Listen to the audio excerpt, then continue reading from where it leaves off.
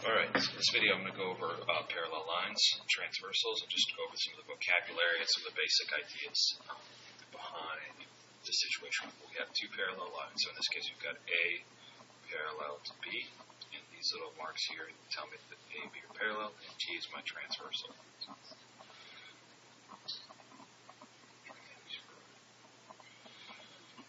Okay, now the key thing with this situation is that I have all these angles. I've got angles 1, 2, 3, 4 up to the top, and then I've got 5, 6, 7, 8. So I've got 8 different angles. If you look closely at these angles, and we can verify this by measuring it, you've got a bunch of obtuse angles, so 1, 3, 5, and 7.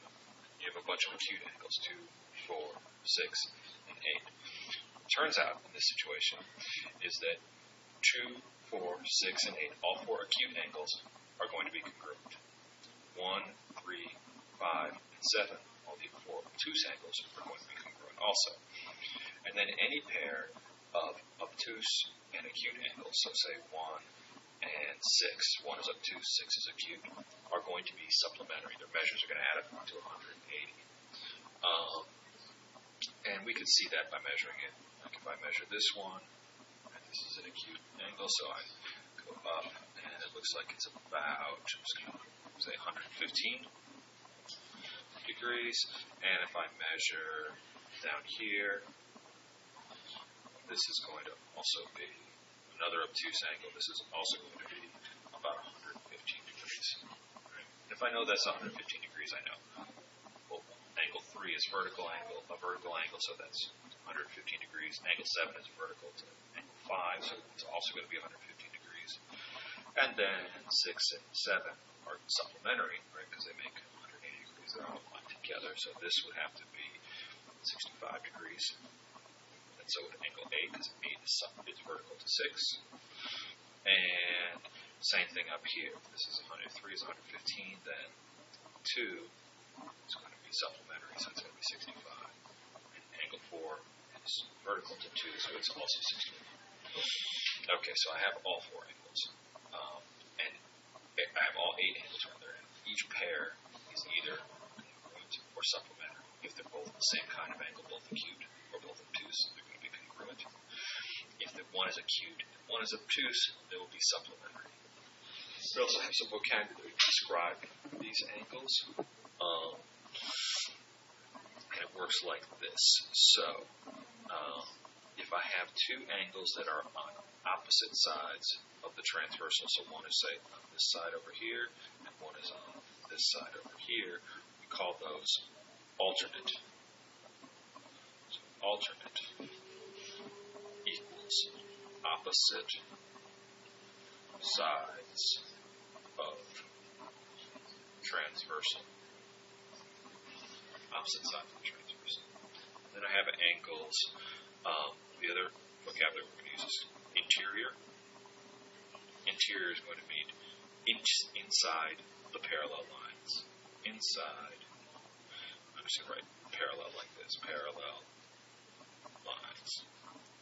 So say 3 and 6. Those are both inside parallel lines. They're on the same side. They're interior. 3 and 5 are alternate interior angles. They're on alternate sides of the transversal. They're inside the parallel lines. Exterior means outside parallel lines. So say 1 and 8 would be same side exterior angles. 2 and 8 would be alternate exterior angles. And the other piece of vocabulary we need is corresponding. Corresponding means that they are in the same position in their intersection. So if I have one intersection up here where T and A meet, and another down here where B and T meet, I can have 2 angles that are corresponding if they're in the same position in their own intersection. So say 1 corresponds to 5. They're both on the upper left-hand side. 3 corresponds to 7. So same position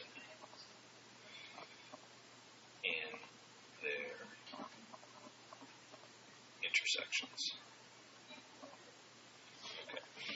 use this vocabulary, to summarize what we saw before, namely that the acute angle, or the acute angles are congruent, the obtuse angles are congruent, and the acute and obtuse angles add up to 180 degrees, or something like that. So we could say alternate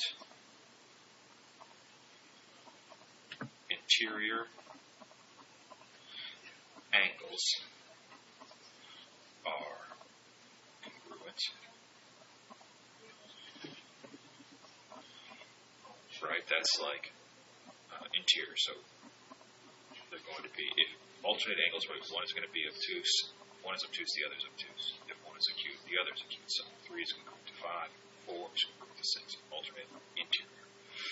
Then we've got alternate exterior angles are congruent. Right, that's where we see like 1 and 7. They're on alternate sides of the transversal and exterior to these parallel lines. Same with 2 and 8. And then the other one that we often use, and there's more that you can come up with, same side, interior angles are supplementary. So that's one place you're going to see a supplementary pair, right? Say 3 and 6, same side of the transversal, interior to the parallel lines, 115 and 65. They're going to add up to 180. The other one is corresponding. I said what that means already.